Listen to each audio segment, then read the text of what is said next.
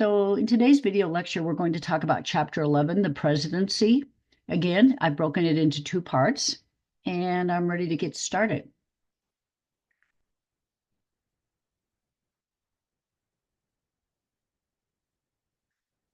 So the presidency was established by Article 2 in the Constitution. Article 1 is Congress. Article 2 is the executive branch, which states, the executive power shall be vested in a president of the United States of America.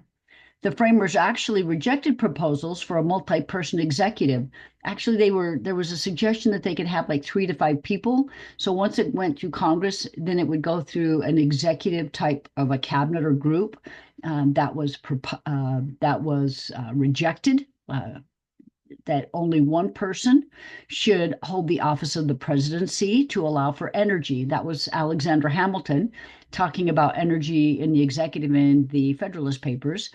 But once it had went through the slow and deliberative process of lawmaking through Congress, they wanted an executive that would act decisively in a time of need. So our deliberative body is Congress, not the executive. And when Congress makes a decision, it's up to the executive branch to carry out the laws of Congress. The presidential oath of office requires the chief executive to preserve, protect, and defend the Constitution of the United States. I want to read that to you one more time. When the president takes the oath of office, they swear that they will preserve, protect, and defend the Constitution. So the oath of office of the president is similar, but it is not identical to the other oath of office that other employees or members of the federal government takes. The oath to the president is specific. There's some constitutional requirements for the president, such as they must be 35 years old, a natural-born citizen of the United States, which is really, really interesting because we don't have a definition of what a natural-born citizen actually is. The Supreme Court has not weighed in on that. There's been requests for them to do so, but so far they have not. So we don't know what it means. Normally, a person who is naturally born, as current definition, is a person who was born on the soil of the United States, or if one or both parents are U.S. citizens. So if a person is born on a military base to U.S. citizens, I mean, that person is a citizen. So again, they must be 35 years old, and they have to have lived in the United States for a consecutive 14 years. And it is the Electoral College that actually determines who the president is. This is just a couple of photos of the electoral votes being counted and that is in Washington, D.C. So let's just review quickly. Presidents are elected by what is called the Electoral College. Each state has electors for the Electoral College based on how many representatives and senators they have. So they're going to, if a state has 3 representatives and 2 senators, they have 5 electoral votes for the president. So when you vote for president, you're not actually voting for the president. You're voting for these electors, or people who will go cast their ballots at the Electoral College. To win, the winner needs 270 of the 535 votes possible. I'm trying to do the math in my head. It is possible to get a 269 tie, but it's never happened. It is possible to win the Electoral College and still lose the popular vote, which has happened 5 times in our history. The majority of those times it was Republican presidents candidates who won the Electoral College, but they did not win the popular vote. Okay, this is the winner-take-all aspect of our elections. If somebody doesn't get the 270 electoral votes or more, it then goes to the House of Representatives, where every state then just gets 1 vote. Today, presidents have different types of powers. So these are categories of powers. There's express, implied, and delegated. Inherent is not written in the Constitution, but we'll cover it briefly. So what are a president's expressed powers? Okay, when we say expressed, they are written specifically in the Constitution that this is a power that the executive branch has or the president has. So when we talk about it, I want to talk about these are specific powers that are written out for the president. I'm not talking about the categories anymore. I'm talking about specific. And these are the different categories: military, judicial, diplomatic, executive, and legislative. So, an expressed power in Article 2 is the Commander in Chief clause. Okay. And it's probably one that we're maybe most familiar with when it comes to the president. So, the president does control the defense. So things like the Department of Defense, the Pentagon, they all work under the office of the president. National Guard units can be called into service by the president. The head of our national intelligence networks are under the office of the president. And in times of peace, the president can call troops to go and help in emergencies, which we have seen. When Hurricane Katrina hit, we know that the president at the time deployed troops to try to help during that emergency. So in order to maintain order, the president can call in the military to help. Another expressed power that the president has, which has been it's really a very controversial power, and is becoming more controversial all the time, but that's the power to grant pardons, reprieves, and amnesty.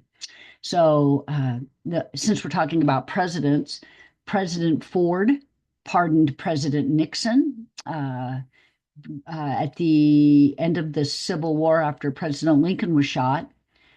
Vice President Johnson became president, and he gave amnesty to all of the Southerners after the Civil War.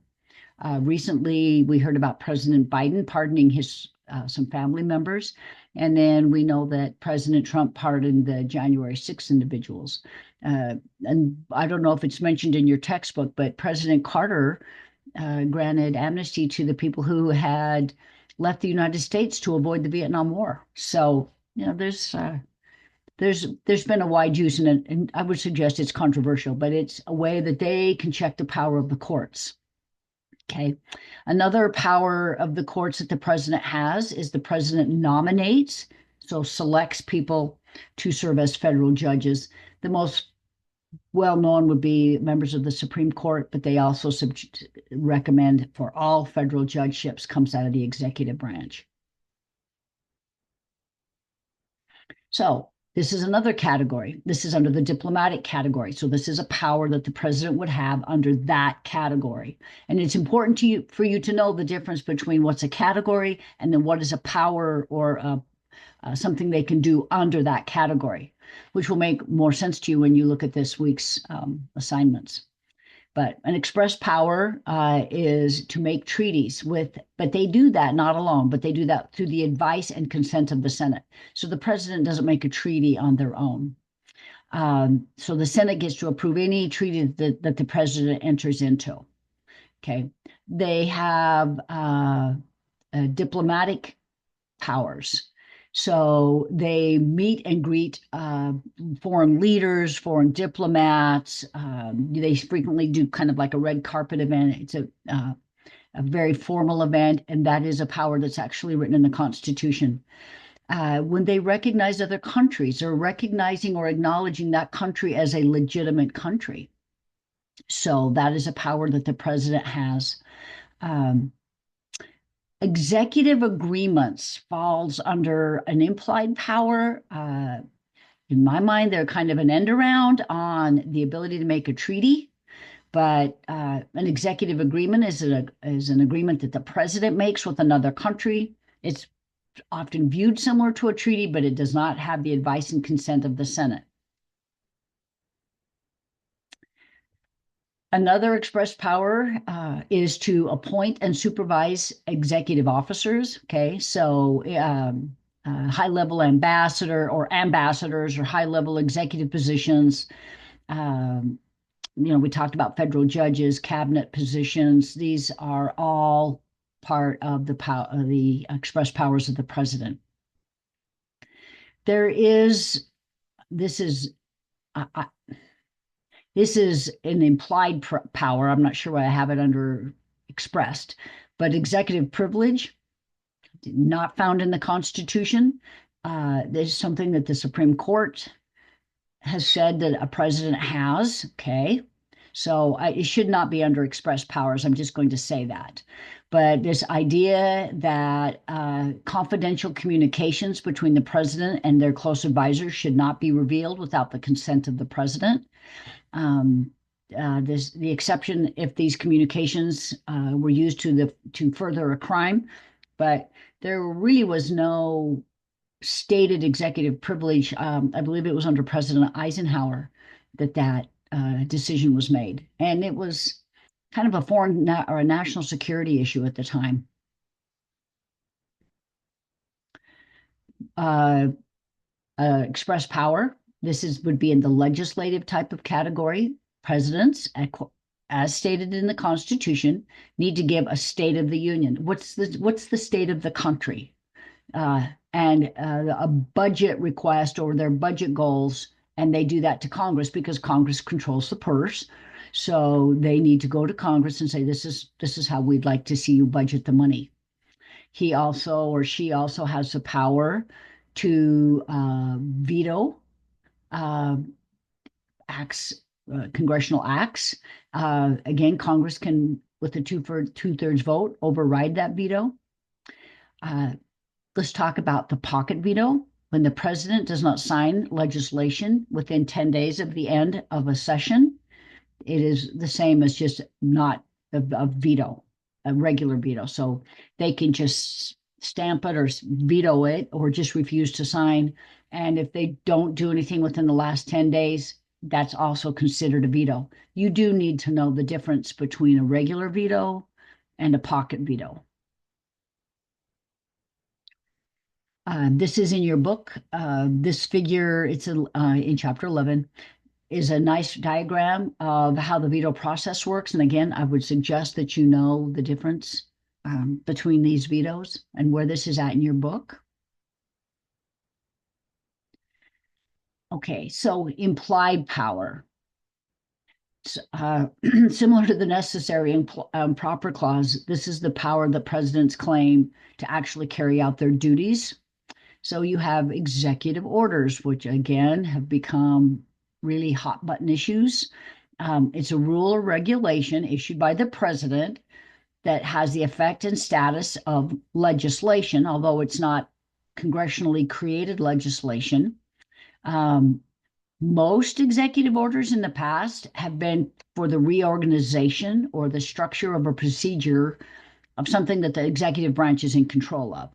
So if there's something to do with the Department of Defense and the president issues an executive order and says, this is what's going to happen because this is underneath my purview, then they have the ability to do that. They've also used this extensively to control bureaucracies, which we're going to talk about in the next chapter. But they're generally directed to some kind of an executive agency that the president is directing on how they carry out legislation. So consequently, there must be some underlying statute or something that's already in existence. That's been the history of executive orders. Okay, so there has to be, well, there used to be have to something there that the president is using as a basis to enter into that executive order. I've seen executive orders about gun legislation, and the reason the president could do that was the ATF, the Alcohol, Tobacco, and Firearms, is an agency that the executive branch oversees, and so they're not necessarily presidents aren't necessarily making law when they're directing it at one of the agencies that they supervise or that they are the head of. Okay. It is believed that if there is no statute, then it's an invalid executive order and it should be challenged by Congress. However, we do not see Congress doing that very often. Usually the party out of power will challenge the president if the executive order is a violation of what they consider to be the standard. So Congress must pass a new law if they want to override an executive order, or they can rescind an executive order. And as you've probably seen, when a new president is elected, they can go back and rescind a previous president's executive order. So it's not the same. It doesn't hold the same authority as congressional legislation. But again, it's nothing in the Constitution about presidents writing executive orders. Okay, so let's talk about implied powers. So the powers necessary to allow the president to carry out the powers that actually are expressed in the Constitution. Um, and I think this is a really interesting theory. And if you decide that you wanted to study presidents, you will find this, and it's called the unitary executive theory. I've studied it quite a bit, and there were some scholars who were trying to find ways for presidents to have more power, and they came up with this concept, and it's called the unitary. Okay, so one unit executive theory. That is that the president is the highest, or maybe that's not a correct term, that the president can act alone. Okay. Some argue that that exists, that they can find constitutional argument for it, and many argue that it does not exist. So it's this idea that the president has all executive power within the government except those that they don't have. Okay. That the president can do what they want unless the Constitution says they can't. So that would be like me saying, well, I can go 90 miles an hour on this road because there is no speed limit listed, so I can go whatever speed that I want. So that's kind of what, if it doesn't say I can't do it, that must mean I can do it. And that's what that unitary executive theory talks about. Delegated powers are those powers assigned by a branch or an agency and exercised by another branch or agency with the permission. So typically what we see is Congress will delegate power to the president or delegate power to the executive office to carry out the bureaucratic needs of that organization, or to implement Congress's decisions to determine, how those goals will be achieved. Okay. So when Congress passes some legislation, they don't get down into the nitty-gritty of every single thing that agency is going to have to do. They create it, they fund it, and then frequently it comes down to the executive branch to come up with those specifics. That's why presidents can come back and do executive orders, because they're usually speaking to an agency that's underneath their control. Okay. But here's an interesting one. Sometimes Congress just flat gives them the power. And that example would be the Antiquities Act, which again, we're hearing quite a bit about. So under the Constitution, Congress has all the power to make and deal with federal lands and federal property. That's all under Article 1, Section 8. And yet the Antiquities Act, even though it has to do with federal land, gives the president the sole power to create national monuments, to create them, to take them down. So that's a power that Congress has delegated actually quite a long time ago to the president. So Congress cannot execute, like I said, cannot execute and administer all of the programs it creates. So what you see is Congress will define, like I said, very broadly, and then delegate that power to the executive branch, who then has these agencies who are going to determine how to carry out the goals of Congress. So the Department of Health and Human Services, for example, would determine how the Affordable Care Act is going to be managed and funded, or the Clean Water Act would go under the Environmental Protection Agency, and they would determine what the rules and guidelines would be to maintain clean water in the country. So they create these rules and regulations, but all of that comes under the executive branch. Then there's inherent powers. Sometimes they're referred to as implied, but they're not the same. Inherent is because I'm the president. I call it the mom power, because I'm the mom. That's why. It's because it's inherent to the office. The president can't do his job without these powers, or she can't do this job without her power. So presidential powers are not directly stated in the Constitution.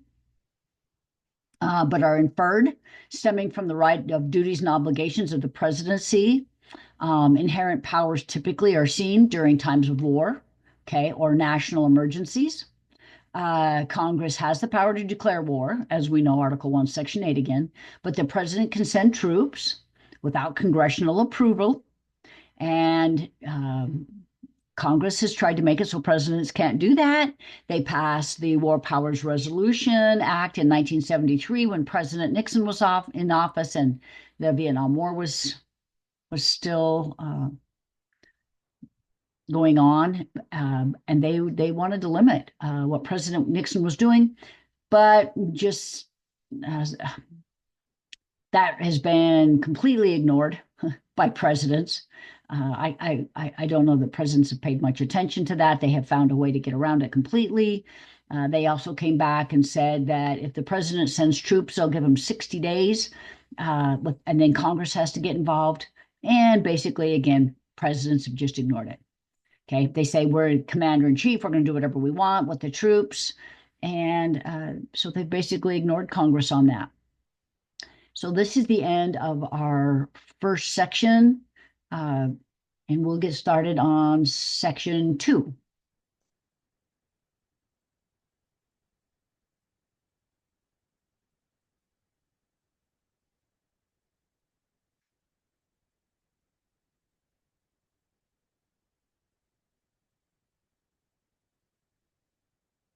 Okay, back to section 2. Okay, this is a nice graph. This is the institution of the presidency. And if you're able to find that in your book, I would recommend it. So when you see the office of the president as an institution, there's different parts. You've got the president in the middle, but then you've got these different sections coming out. You've got the White House staff, and you'll hear things about the chief of staff. We have these independent agencies, government corporations, the executive office of the president, president's cabinet. All of these together form the institution of the presidency. And we would consider these as resources that the president has at their disposal. So let's look at the resources. Let's talk about cabinet positions. So they're called cabinet secretaries, but they're members of the president's cabinet.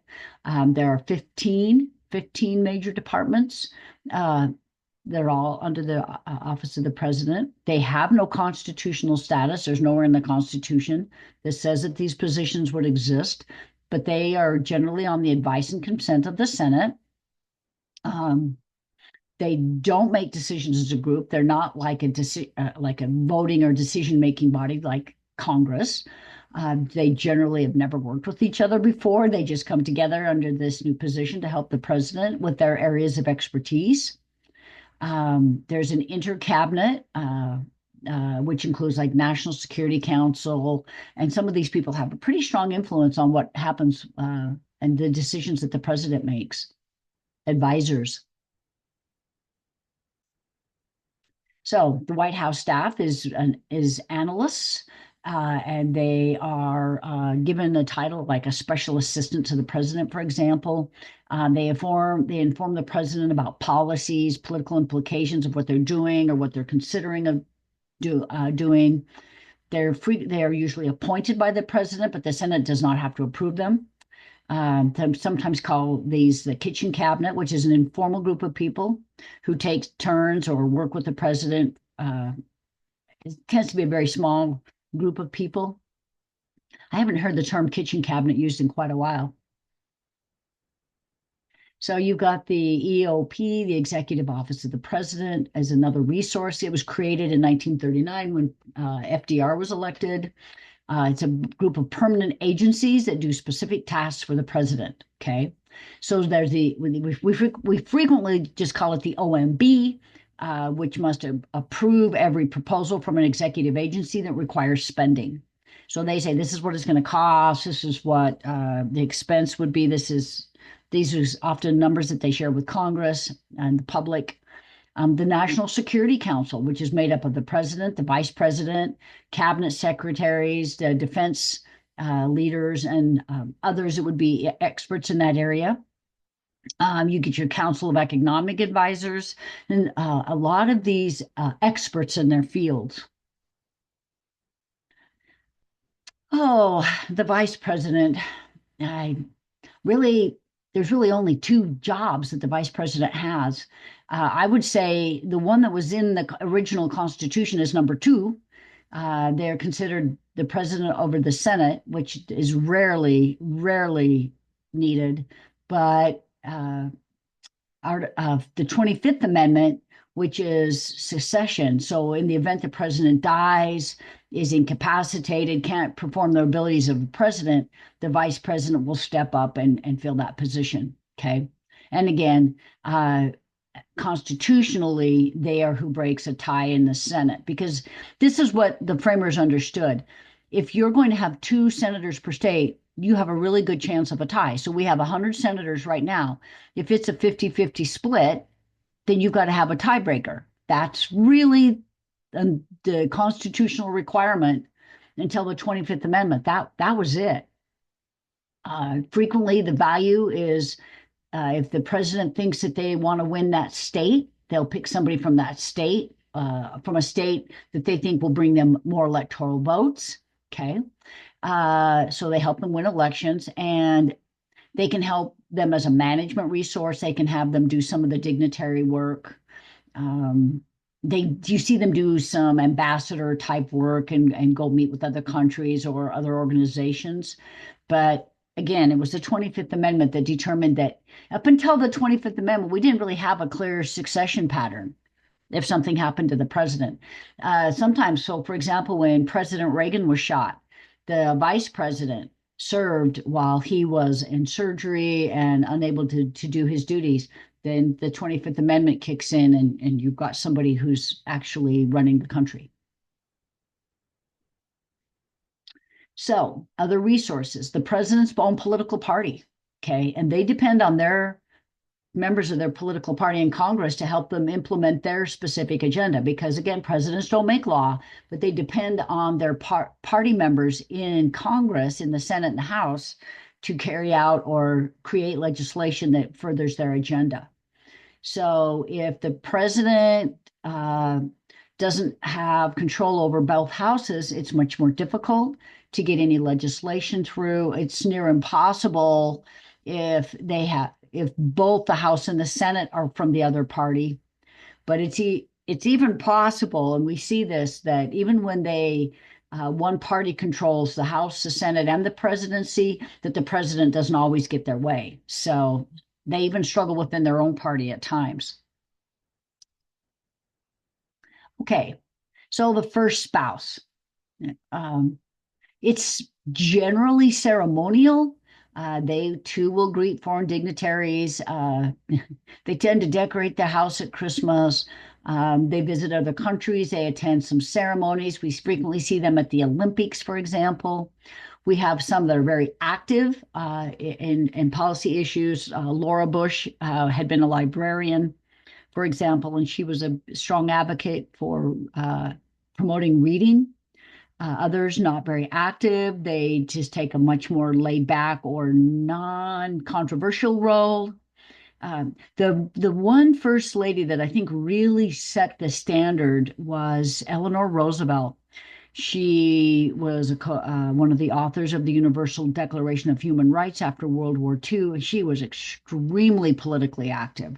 I would say she is probably the most political first lady in my mind that actually was involved on an international level. So during the 19th century, Congress is considered, even in your textbook, it talks about Congress as the framers considered them to be as the most influential branch. And I would say we have really seen that take a backseat to the office of the president. Presidents just continue to expand their power, and you can determine for yourself if you think that's a good thing or a bad thing. It tends to be, yes, I think it's great the president has this kind of power if the president happens to be of your political party. When the president's not of your political party, you want them to step back and let Congress do their job. So there could be some political bias there. Another way presidents expand their powers, okay?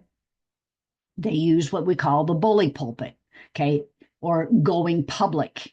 So they go out and make a popular appeal to the public, and and through their control of these executive agencies and institutions and procedures, they can go and make their case to the public about, well, I needed to send troops here, or I needed to do this declaration because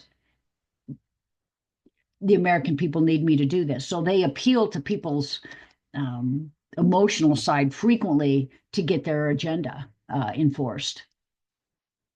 Again, going public, okay? So originally, presidents never campaigned. It was considered undignified. That has changed. As you can tell, it has changed significantly. Um, they were supposed to be seen as unifiers and not speak out about policies or things that they disagreed with Congress. Okay, now I would suggest it's their favorite weapon in their arsenal. That they can use social media, they can go on television, for good or bad. I mean, it depends. I think again, it depends on if it's a president you like or dislike. Okay, but there's some limitations that happens when you go public because the public is fickle. If you make a mistake or you say something and you have to change your mind, the public tends to not be very kind about it. So presidents initially tend to be quite popular, but over time, presidents just lose popularity, and it's because people start to become disillusioned. They've made excessive promises. They make a lot of promises when they're running for office that they just don't really often have the ability to carry out. So when those expectations decline, so does their performance ratings, or so does public support ratings. So going public is kind of a double-edged sword. So what are the contemporary I misspelled that, contemporary basis of presidential power? So President Roosevelt, Franklin D. was particularly effective at using the radio for fireside chats, some of the most famous speeches of all time. And he, by the way, President Roosevelt, Franklin D. Roosevelt, is probably one of the very last presidents that wrote his own speeches. Most presidents, we didn't even talk about this, but most presidents have speechwriters. They don't write their own speeches. Other people are writing their speeches. But President Roosevelt, FDR, wrote his own speeches, which makes his fireside chats even more interesting. Okay. Again, they use the internet and social media. You can determine for yourself if you think that's good or bad. You can go onto the White House website if you want to look up what their agenda or some of their specific goals are, or what some of the actions that they're looking at. Presidents have increased power by increasing their administrative capabilities over time, and they do that by through their office and control over the bureaucracy. Again, we're going to talk about bureaucracies next week, but their ability to control and regulate gives them a significant amount of power, which has increased their influence and their ability to govern. So, how do they act unilaterally alone? They issue executive orders. They can act unilaterally through an executive order. I I have strong feelings about that. We've talked about administrative orders, which are similar to a presidential decree. They can do memorandum, they can do proclamations. Frequently, some of these are just so ceremonial. When they pardon turkeys on Thanksgiving, or they'll do something for Easter, those are all ceremonial. There's nothing in the Constitution about any of that. Okay. But on a more serious note, they do national security findings. They may talk about and update the country on international affairs that directly affect us. But some of these reorganization plans that they get involved in do require congressional approval. But again, I would even suggest that might be eroding on some level. This graph is clearly not current as of today. Okay. But if you want to get in your book and you want to look at who issued the most executive orders, you can see now. And I want to tell you that I realize President Roosevelt has a very large number of them, but again, he was elected to 4 terms. He fully served 3 of those, and they were during the Great Depression and World War II. So when you have a person who's in office at least a third or more than anybody else on there, they're going to have more executive orders. And uh, he was president during a time that was really controversial as far as the nation's monetary stability. So that may have led to it. But I think it's going to be interesting in the next, I don't know, 4 8 years to see what happens with executive orders. I suggest you watch. Okay. They can also act unilaterally through signing statements. Well, I have really strong feelings about signing statements. Okay. So a signing statement is an announcement made by the president when they sign a bill. So when the president signs a bill into law, they sign onto it and then they say, however, this is my interpretation of this particular law. So they can use a signing statement and say, I think that this part of this law is unconstitutional. Or they can come back and say, this is what I think this part of the law means. It's usually just a really great way for them to make a public statement. Okay. But they have signed them and said, I am not going to carry out this part of the law. They have literally used signing statements to say, I'm not going to do this. And I want to go back to when we said about the president taking the oath, and they said they will faithfully execute the law. So, is it the president's responsibility to interpret the constitutionality of a law? That's just something I want you to think about it. Okay, I just want you to think about this. Does the president also have a constitutional interpretation? If a law has went through the House and the Senate and they have sent it to the president, they could veto it and not sign it, or I guess maybe let somebody challenge it in court. But this is a president basically saying why they don't agree with the law and what they are or not going to do with it. So you determine if you think it's acceptable. They became fairly routine for presidents, starting with President Reagan. And I've told you I have strong feelings about it because I do believe that what the Constitution says matters. I would suggest veto it and let Congress fix it, but that's my interpretation, and you are welcome to interpret it yourself. We too get to interpret the Constitution. We don't have the power or authority to do anything with that necessarily. The president does, but it is something for you to think about. Okay, so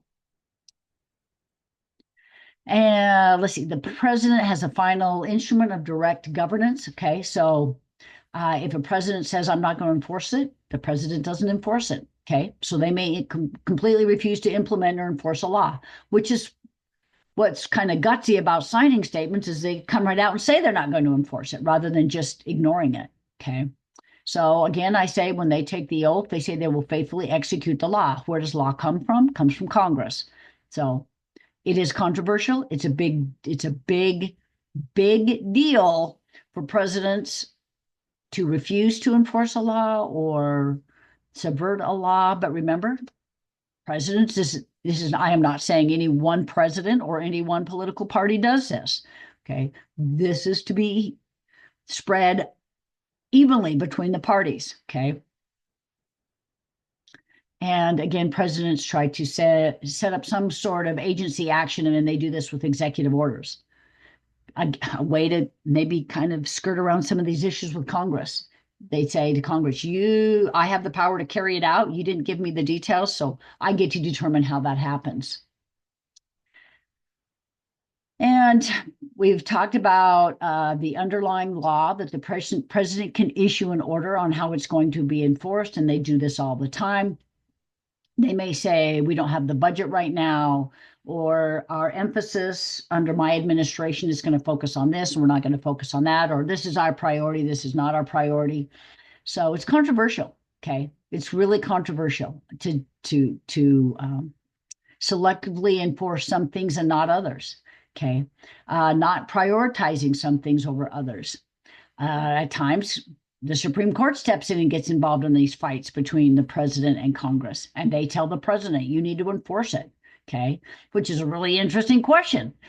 So ask yourself this: should the Supreme Court or any federal court tell the president what they can and cannot enforce?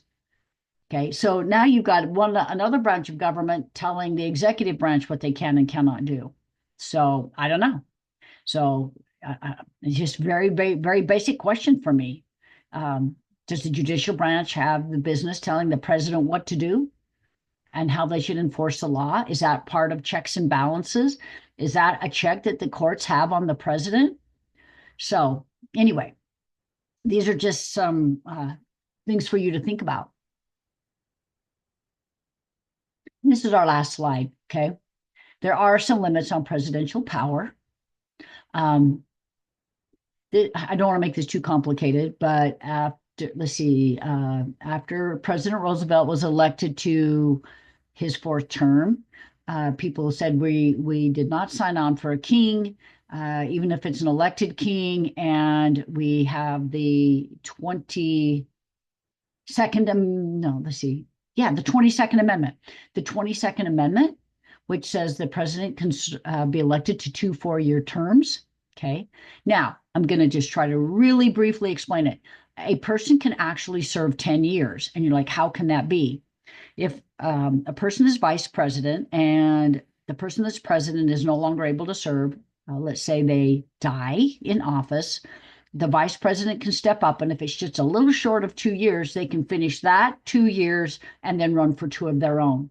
But if the president died and they had been in for 3 years, then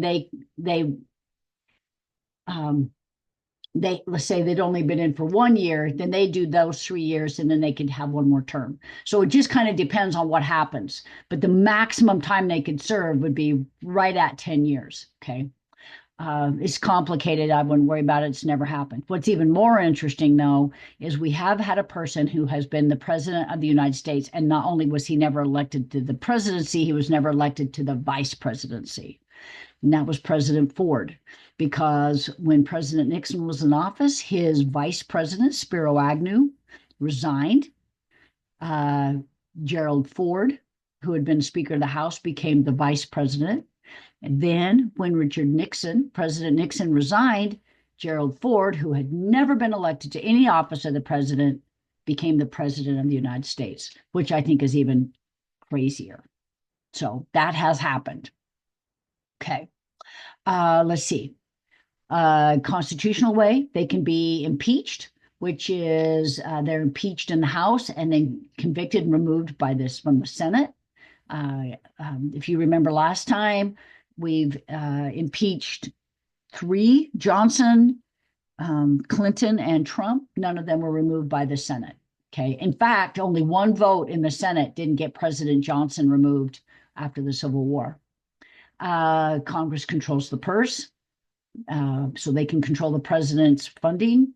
They can refuse to sign a treaty. They can refuse to approve a presidential appointment for a cabinet position. But then the president can do an end around and do a recess appointment while Congress is not while the Senate's not in session. Congress can override a presidential veto with a 2/3 vote. And then sometimes you get these microeconomic conditions that control the president. And then, like I talked about earlier, a divided government. Anyway, the office of the president is really fascinating. If this can interest you more, there are classes you can take just on the presidency. And with that, we'll end the executive branch.